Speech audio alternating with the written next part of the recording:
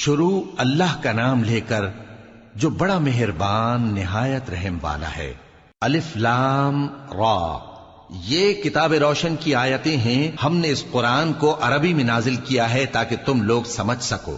اے پیغمبر، ہم اس قرآن کے ذریعے سے جو ہم نے تمہاری طرف بھیجا ہے تمہیں ایک نہایت اچھا قصہ سناتے ہیں، اور تم اس سے پہلے بے خبر تھے۔ جب یوسف نے اپنے والد سے کہا کہ ابا، میں نے خواب میں 11 ستاروں اور سورج اور چاند کو دیکھا ہے، دیکھتا کیا ہوں کہ وہ مجھے سجدہ کر رہی ہیں۔ انہوں نے کہا کہ بیٹا، اپنے خواب کا ذکر اپنے بھائیوں سے نہ کرنا، نہیں تو وہ تمہارے حق میں کوئی چال چلیں گے۔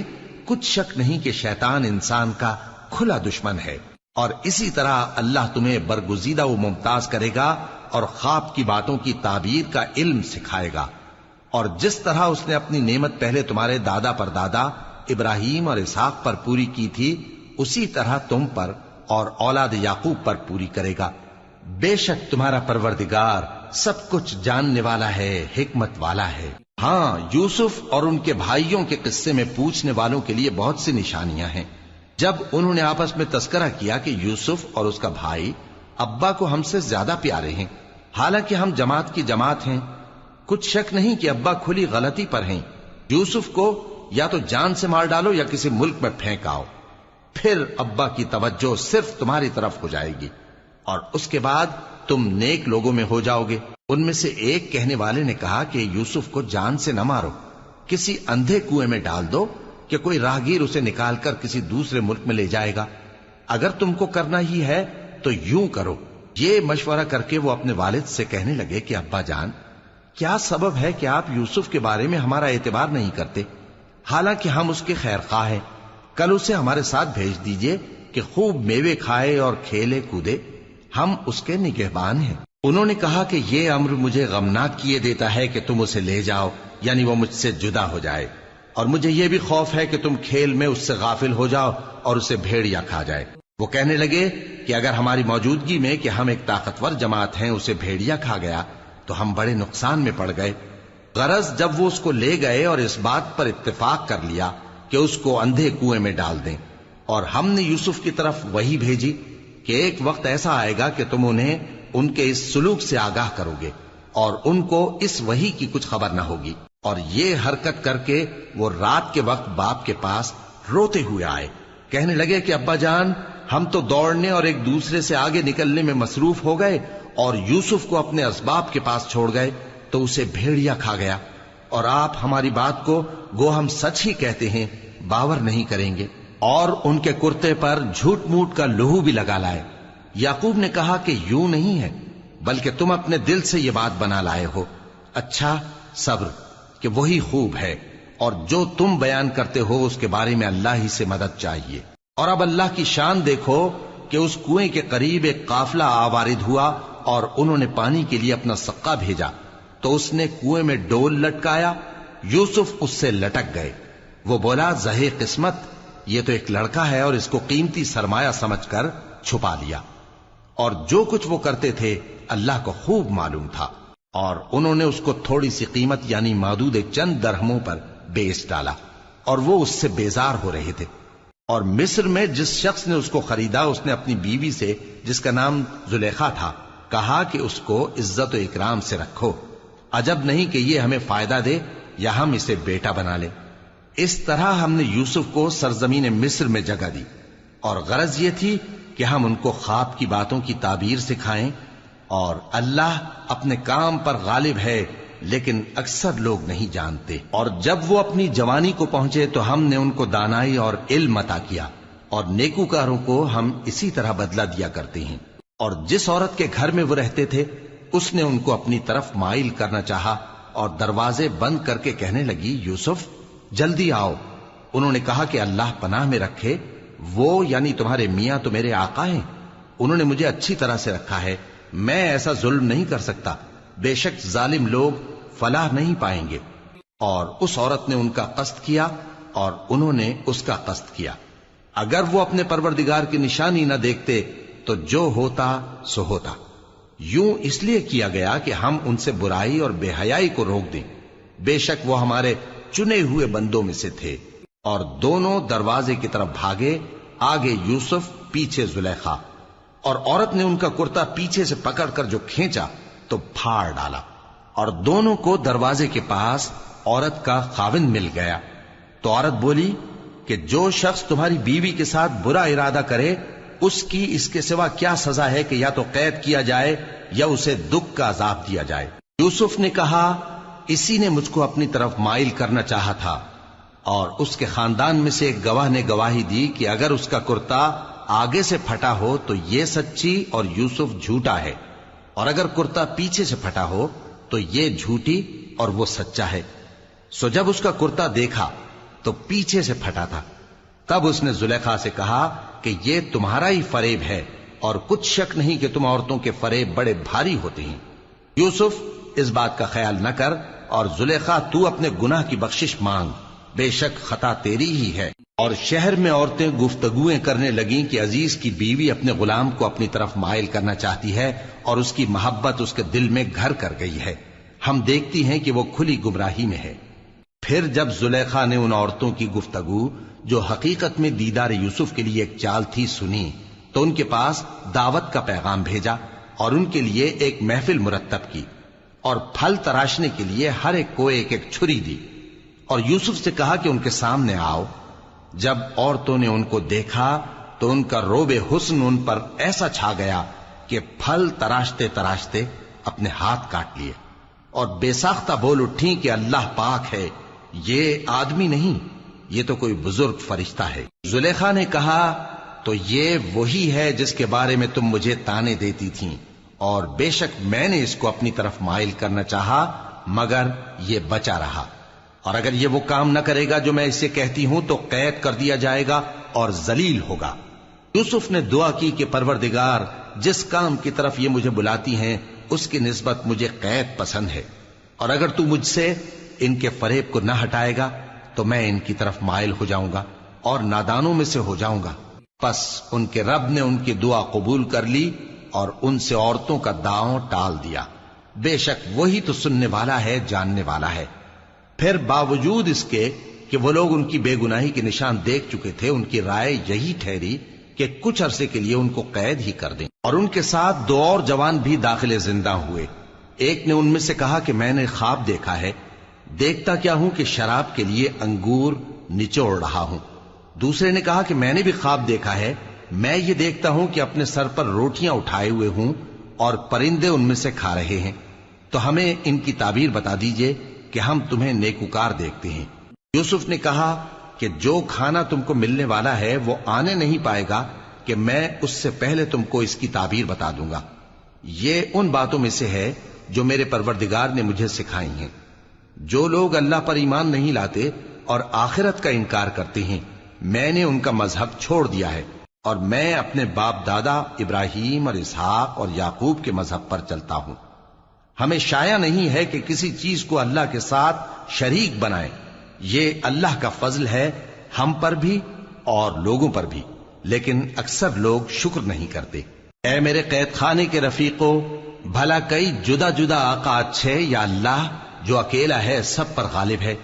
جن چیزوں کی تم اللہ کے سوا پرستش کرتے ہو وہ صرف نام ہی نام ہیں جو تم نے اور تمہارے باپ دادا نے رکھ لیے ہیں، اللہ نے ان کی کوئی سند نازل نہیں کی۔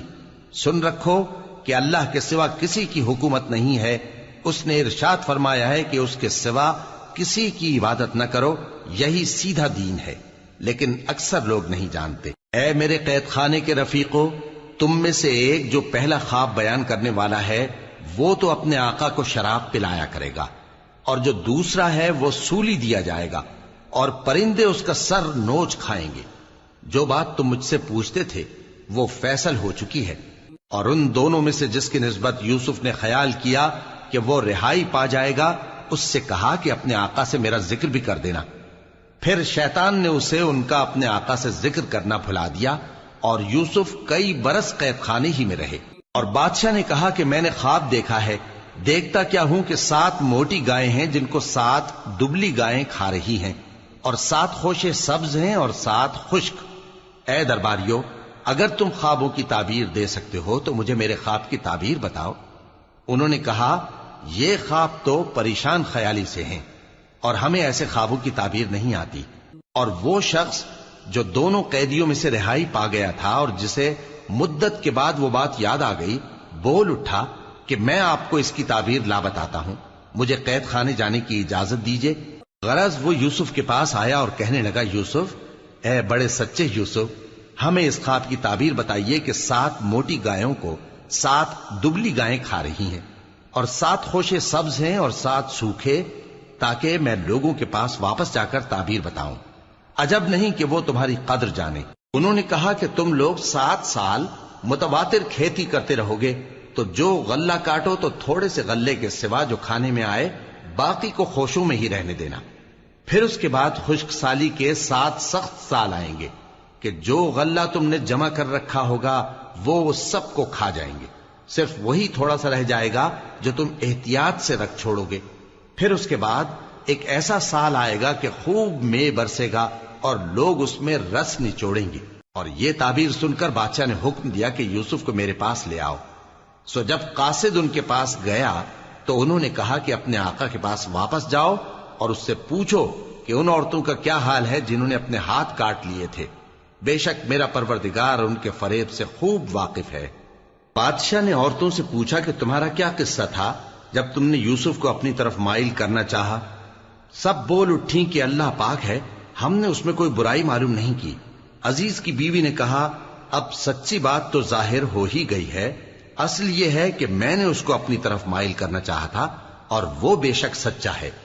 یوسف نے کہا کہ میں نے یہ بات اس لیے پوچھی ہے کہ عزیز کو یقین ہو جائے کہ میں نے اس کی پیٹھ پیچھے اس کی امانت میں خیانت نہیں کی، اور اللہ خیانت کرنے والوں کی چال کو چلنے نہیں دیتا، اور میں اپنے آپ کو پاک صاف نہیں کہتا، کیونکہ نفس امارہ انسان کو برائی ہی سکھاتا رہتا ہے، مگر یہ کہ میرا پروردگار رحم فرمائے، بے شک میرا پروردگار بخشنے والا ہے، مہربان ہے۔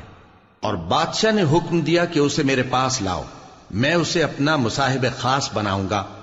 پھر جب ان سے گفتگو کی تو کہا کہ آج سے تم ہمارے ہاں صاحب منزلت ہو اور صاحب اعتبار ہو۔ یوسف نے کہا، مجھے زرعی پیداوار پر مقرر کر دیجئے، کیونکہ میں حفاظت بھی کر سکتا ہوں اور اس کام سے واقف بھی ہوں۔ اس طرح ہم نے یوسف کو ملک مصر میں جگہ دی اور وہ اس ملک میں جہاں چاہتے تھے رہتے تھے۔ ہم اپنی رحمت جس پر چاہتے ہیں کرتے ہیں اور نیکوکاروں کے اجر کو ضائع نہیں کرتے، اور جو لوگ ایمان لائے اور ڈرتے رہے ان کے لیے آخرت کا اجر بہت بہتر ہے۔ اور یوسف کے بھائی کنعان سے مصر میں غلہ خریدنے کے لیے آئے تو یوسف کے پاس گئے، تو یوسف نے ان کو پہچان لیا اور وہ ان کو نہ پہچان سکے۔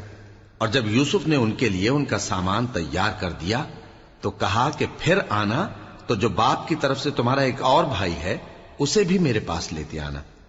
کیا تم نہیں دیکھتے کہ میں ناب بھی پوری پوری دیتا ہوں اور مہمانداری بھی خوب کرتا ہوں؟ اب اگر تم اسے میرے پاس نہ لاؤ گے تو نہ تمہیں میرے ہاں سے غلہ ملے گا اور نہ تم میرے پاس ہی آ سکو گے۔ انہوں نے کہا کہ ہم اس کے بارے میں اس کے والد کو پھسلائیں گے اور ہم یہ کام کر کے رہیں گے۔ اور یوسف نے اپنے خدام سے کہا کہ ان کا سرمایہ یعنی غلے کی قیمت ان کے سامان میں رکھ دو۔ عجب نہیں کہ جب یہ اپنے اہل و عیال میں جائیں تو اسے پہچان لیں، اور عجب نہیں کہ یہ پھر یہاں آئیں۔ بس جب وہ اپنے والد کے پاس واپس گئے تو کہنے لگے کہ ابا، ہمارے لیے غلے کی بندش کر دی گئی ہے، تو ہمارے ساتھ ہمارے بھائی کو بھیج دیجئے تاکہ ہم پھر غلہ لائیں اور ہم اس کے نگہبان ہیں۔ یعقوب نے کہا کہ میں اس کے بارے میں تمہارا اعتبار نہیں کرتا، مگر ویسا ہی جیسا پہلے اس کے بھائی کے بارے میں کیا تھا، سو اللہ ہی بہتر نگہبان ہے اور وہ سب سے زیادہ رحم کرنے والا ہے۔ اور جب انہوں نے اپنا اسباب کھولا تو دیکھا کہ ان کا سرمایہ واپس کر دیا گیا ہے۔ کہنے لگے، ابا ہمیں اور کیا چاہیے؟ دیکھیے یہ ہماری پونجی بھی ہمیں واپس کر دی گئی ہے، اور ہم اپنے اہل و عیال کے لیے پھر غلہ لائیں گے اور اپنے بھائی کی نگہبانی کریں گے، اور ایک بار شتر زیادہ لائیں گے کہ یہ غلہ جو ہم لائے ہیں تھوڑا ہے۔ یعقوب نے کہا کہ جب تک تم اللہ کا عہد نہ دو کہ اس کو میرے پاس صحیح و سالم لے آؤ گے، میں اسے ہرگز تمہارے ساتھ نہیں بھیجنے کا، مگر یہ کہ تم گھیر لیے جاؤ یعنی بے بس ہو جاؤ تو مجبوری ہے۔ پس جب انہوں نے والد کو اپنا قول دیا تو یعقوب نے کہا کہ جو قول و قرار ہم کر رہے ہیں اس کا اللہ ضامن ہے، اور فرمایا کہ اے میرے بیٹو، ایک ہی دروازے سے داخل نہ ہونا بلکہ جدا جدا دروازوں سے داخل ہونا، اور میں اللہ کی تقدیر کو تو تم سے روک نہیں سکتا. بے شک حکم اللہ ہی کا ہے، میں اسی پر بھروسہ رکھتا ہوں، اور اہل توکل کو اسی پر بھروسہ رکھنا چاہیے. اور جب وہ ان مقامات سے داخل ہوئے جہاں جہاں سے داخل ہونے کے لیے ان کے والد نے ان سے کہا تھا، تو وہ تدبیر اللہ کے حکم کو ذرا بھی ٹال نہیں سکتی تھی. ہاں، وہ یعقوب کے دل کی خواہش تھی جو انہوں نے پوری کی تھی، اور بے شک وہ صاحب علم تھے، کیونکہ ہم نے ان کو علم سکھایا تھا، لیکن اکثر لوگ نہیں جانتے. اور جب وہ لوگ یوسف کے پاس پہنچے تو یوسف نے اپنے حقیقی بھائی کو اپنے پاس جگہ دی اور کہا کہ میں تمہارا بھائی ہوں، تو جو سلوک یہ ہمارے ساتھ کرتے رہے ہیں اس پر افسوس نہ کرنا. پھر جب ان کا اسباب تیار کر دیا تو اپنے بھائی کے تھیلے میں آپ خورا رکھ دیا. پھر جب وہ آبادی سے باہر نکل گئے تو ایک پکارنے والے نے آواز دی کہ قافلے والو، تم تو چور ہو. وہ ان کی طرف متوجہ ہو کر کہنے لگے کہ تمہاری کیا چیز کھوئی گئی ہے؟ وہ بولے کہ بادشاہ کا کٹورا کھویا گیا ہے، اور جو شخص اس کو لے کے آئے اس کے لیے ایک بار شتر انعام، اور میں اس کا ضامن ہوں. وہ کہنے لگے کہ اللہ کی قسم، تم کو معلوم ہے کہ ہم اس ملک میں اس لیے نہیں آئے کہ خرابی کریں، اور نہ ہم چوری کیا کرتے ہیں. وہ بولے کہ اگر تم جھوٹے نکلے یعنی چوری ثابت ہوئی تو اس کی سزا کیا؟ انہوں نے کہا کہ اس کی سزا یہ کہ جس کے تھیلے میں وہ دستیاب ہو وہی اس کا بدل قرار دیا جائے. ہم ظالموں کو یہی سزا دیا کرتی ہیں. پھر یوسف نے اپنے بھائی کے تھیلے سے پہلے ان کے تھیلوں کو دیکھنا شروع کیا، پھر اپنے بھائی کے تھیلے میں سے اس کو نکال لیا. اس طرح ہم نے یوسف کے لیے تدبیر کی، ورنہ بادشاہ کے قانون کے مطابق وہ اپنے بھائی کو لے نہیں سکتے تھے مگر یہ کہ اللہ چاہے. ہم جس کے چاہتے ہیں درجے بلند کرتے ہیں، اور ہر علم والے سے بڑھ کر ایک بڑا علم والا ہے.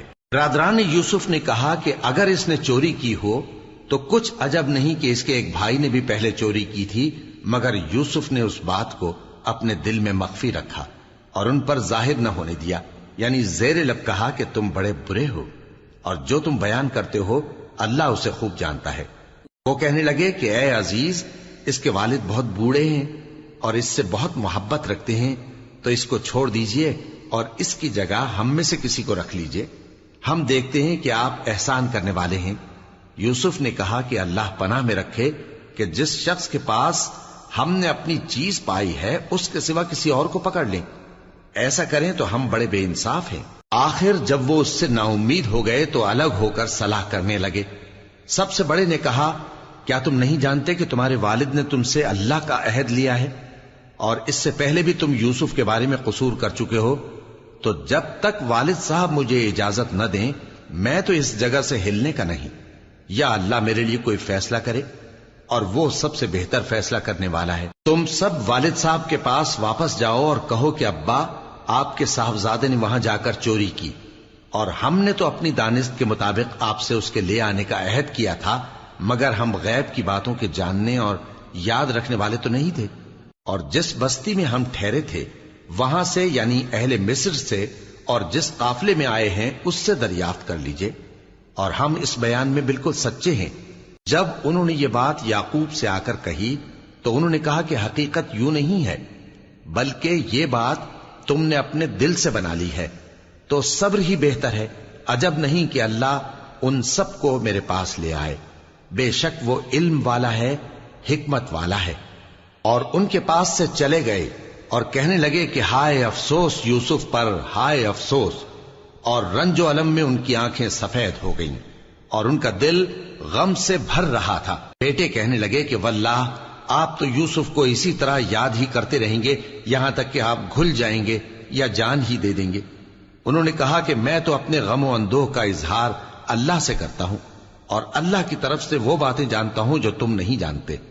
اے بیٹو، یوں کرو کہ ایک دفعہ پھر جاؤ اور یوسف اور اس کے بھائی کو تلاش کرو، اور اللہ کی رحمت سے نا امید نہ ہونا کہ اللہ کی رحمت سے تو کافر لوگ ہی نا امید ہوا کرتے ہیں.